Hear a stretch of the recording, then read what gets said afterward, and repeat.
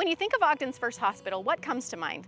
Most likely, it's the Thomas D. Memorial Hospital, which was located on 24th and Harrison. But actually, Ogden's very first real hospital was located right here on 28th and Adams, the Union Pacific Railroad Hospital. Around 1883, Union Pacific purchased a two-story adobe building known as Hadlock's Hall, turning it into what was then one of the best-equipped institutions of its kind in Utah.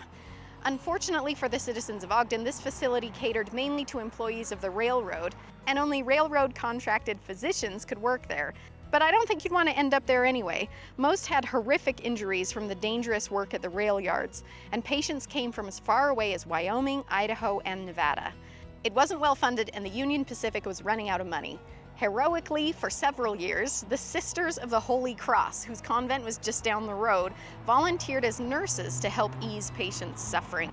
But less than 15 years later, Union Pacific was facing bankruptcy and was forced to close the hospital.